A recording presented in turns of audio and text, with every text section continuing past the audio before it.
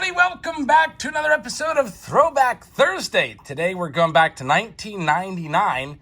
We're going to open this box of 1999 Bowman Chrome Series 2. There's 220 cards in Series 2, and there's some notable rookies in here. We'll be looking out for guys like CC Sabathia and Matt Holliday, Adam Dunn, and more. Guys like Joe Nathan. So let's go ahead and see what we can find. This box is for Josh L. Good luck to you. Let's see what we can find. There's 24 packs per box with 4 cards per pack. 1999 Bowman. Let's get into it. I picked up this box this past weekend out at Juniata Cards. Let's see if we can get some good stuff. There also is a chance to find some parallels in here, such as refractors, golds, international refractors. All right, there we go. Eric Chavez is the cover boy of 1999 Bowman Chrome. Hopefully these aren't going to be all stuck together, but I think since they're Chrome cards, I think we should be okay. Let's go ahead and find out. All right, so the very first pack, we've got J. Bell leading things off, and maybe I spoke too soon. They're stuck a little bit, but there's not going to be paper loss. Tim Salmon right there as well. We've got Jerry Hairston. And the last card is Juan Pena in pack number 1. I used to love Jay Bell back when he was with the Buccos, back in the early 90s, late 80s, early 90s. He was the master of the sacrifice bunt back in the day. First, in the next pack, we've got Jay Buhner leading things off, then slamming Sammy Sosa. If you're wondering what the backs of the cards look like, that's kind of cool. Now and then, it gives you a photo of Sammy when he was younger, and then a photo of him now. Pretty cool stuff right there. Angel Pena and Ryan Roop. Prospect cards. When you see the blue, that means it's a prospect. When you see the red around the card, the red border, that is reserved for veterans. Here's the next pack. Eric Davis in his St. Louis Cardinals days. We've got Andy Ashby next. Matt Blank in the last card. It says rookie card right there.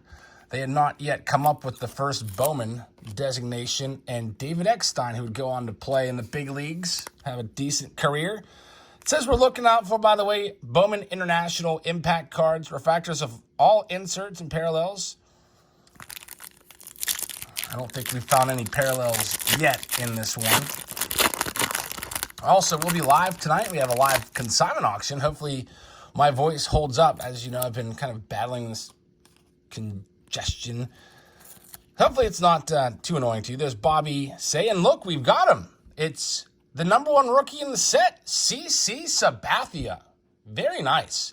Sabathia will be a Hall of Famer when his it might take him a year or two to get in.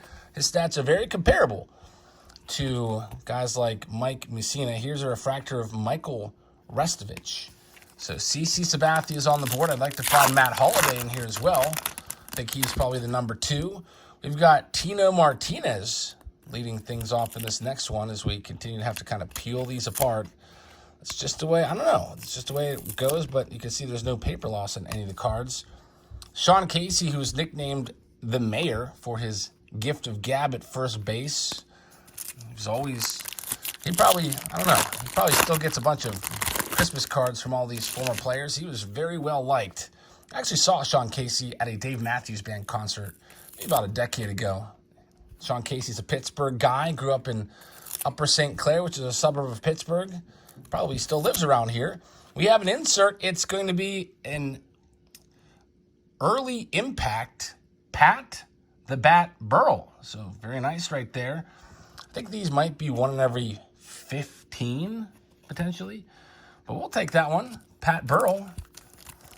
Or I guess Josh will take it. Let's go on to the next one here. Tomorrow I'm planning on ripping open some Fanatics blaster boxes from the brand new 2024 Topps. There's Denny Nagel, former Pirate.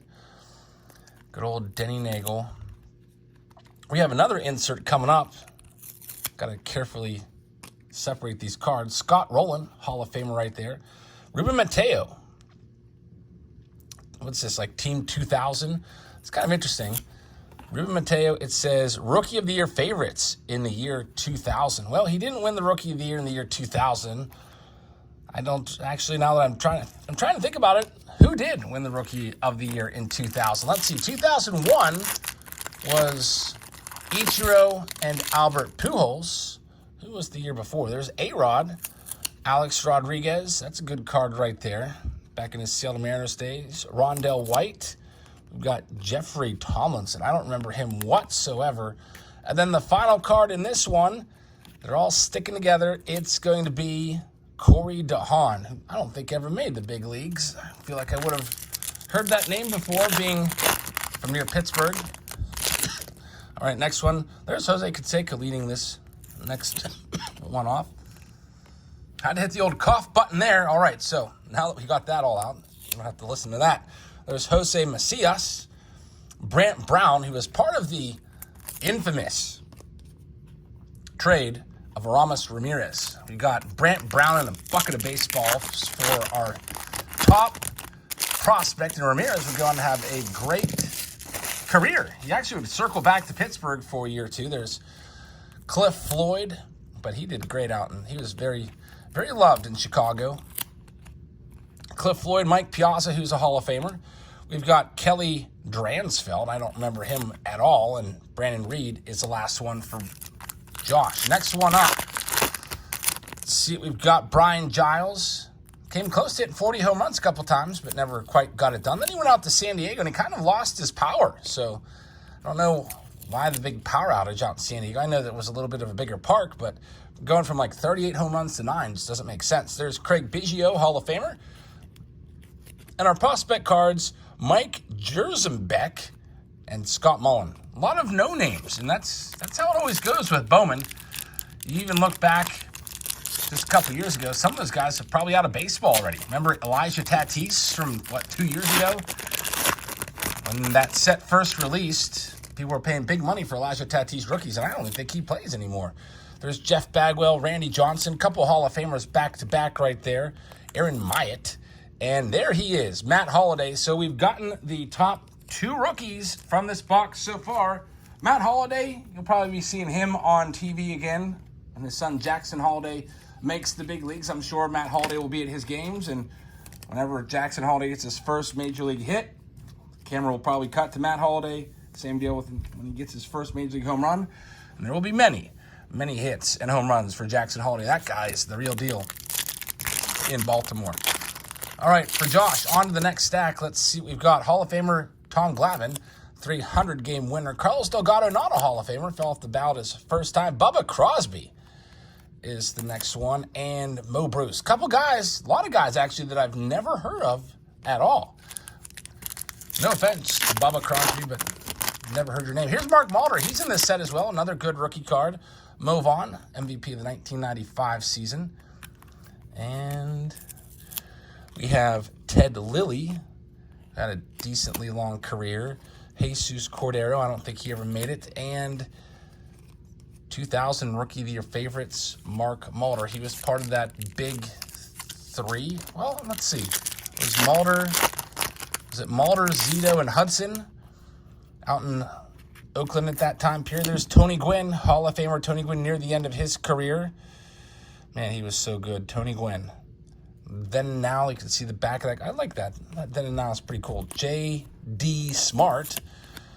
I don't think they don't do Then and Now for the prospects. Otherwise, they'd have to put their Little League picture on there. And we have a lasting impact. Sammy Sosa right there. Not too bad. Sammy Sosa, who would go on to 98. He hit, 66 home runs? I think. Was it 99 or 2000? It's 63, I want to say. Slammin' Sammy. Edgar Martinez, Hall of Famer. And Sammy Sosa might be coming back around. He kind of disappeared from kind of all things baseball cards and everything, but he's kind of coming back. I've pulled a couple Sammy Sosa autographs within the past couple months. It'd be nice to have Sammy Sosa get back in and around baseball. He's kind of been blackballed out because of the whole steroid thing. Everybody loved Sammy Sosa and Mark McGwire in 98. They helped save baseball. Jim Tomey's a Hall of Famer. And we get, depending on who you're asking, maybe the number 3, maybe the number 4 rookie card. There's the big donkey, Adam Dunn. They called him the big donkey because he was, 6'6", Yep, 6'6". There's no way he was 235. He was probably more like 6'6", 280, at least near the end of it. Maybe in his rookie year he may have been 235, but man, he was a big man. Carl Crawford, another decent rookie card right there. I think that's the last card in the set. Card number 440. Carl Crawford would go on to have a great career with the Rays and sign a big deal with the Red Sox, I think. All right, next we have Fernando Tatis. That is Fernando Tatis Jr.'s father right there. He's most well known, besides being Tatis's father, for hitting 2 grand slams in 1 inning. Jose Offerman, whenever I see him, I always think of him wielding the bat and trying to virtually, or literally, take off an umpire's head with the bat. He actually tried to attack an umpire with the bat during a Winter League game. And here is another good rookie, Alfonso Soriano rookie card. So we've hit all the big rookies in this set so far. For Josh, we only have a few packs left. Nomar's on the back. Nomar Garciaparra. I've got fond memories of the 1992 Topps Traded set because that Nomar Garciaparra, I remember that card was just really accelerating in price. And that 92 Topps Traded set was worth a lot of money because of it. There's instant lasting impact, Nomar Garciaparra. For a while there, Nomar was on a Hall of Fame trajectory, and he just kind of fell off in his 30s. But he's still a legend in Boston. Next up, Kevin Millwood, who rounded out that rotation. Man, such a great rotation for the Braves with Greg Maddux and Tom Glavine and John Smoltz. What else do we have here? Todd Hundley, who once had a 40 home run season behind the dish. We've got Gary Matthews Jr. and Brett Laxton is the last one. What do we got? 4 packs left. Thanks for joining us, everybody, for this Throwback Thursday. Hope you're all having a very pleasant evening out there. There's Sean Green leading this one off. We've got Will the Throw Clark, card number 2, and Michael Restovich once again, and then there's Juan Rivera as the last one. We're down to just 3 packs left. Okay. Brian Giles then and now card on the back. Shannon Stewart starts it off. And even players that didn't have a lot of experience at the time, Shannon Stewart still good at then and now picture. Jason Phillips. What else do we have here? Gabe Kapler. And there's the Brian Giles. What is this? Some sort of like weird background on this card. So that's kind of interesting. It's kind of like a beach scene. I haven't seen this before. I wonder if that's some sort of parallel right there. I feel like we've pulled a Brian Giles earlier. I almost want to go back and double check that other Brian Giles and see if that is some sort of special card. Let's go back through and see. Here's all the cards that we've opened up so far. I remember talking about Brian Giles there, how he had, 38 home runs for the Pirates. Where you at, Giles? I want to see what that card looks like. I feel like I would have seen that background. I'm looking at my little list over here. I don't see anything for a different background. So if you know what's going on with this Giles, let us know. Hopefully I can find. There it is. So that's definitely some sort of different background variation right there. Check that out. That's pretty awesome. I don't know how rare that is, but that's the only one we've seen so far. So we'll get that one sleeved up. Put that right there. And 2 packs left now for Josh on this Throwback Thursday. Bartolo Colon starts this next one off. There's Nomar Garciaparra once again. We'll work these apart. We've got Orber Moreno and last but not least, Jeff Winchester. All right, here we go. Final pack on this Thursday. Hopefully tomorrow the voice is better. We'll see. It might be like a 3-day thing. Albert Bell leads it off with Miguel Tejada. We've got a Kevin Eberwine. Never heard of him before. And the final card of this, somewhat frustrating because I had to peel all apart, but it is Donnie Leon is the final one there. So thank you very much for watching, everybody. Hope you guys have a great rest of your Thursday. Hope you will check us out in our live stream tonight. Olivia has a basketball game coming up here in about 30 minutes, so probably will be a little bit of a later start, maybe 9:30-ish. But check us out for that. Thank you very much for watching, and I'll see you all later. Good night, everybody.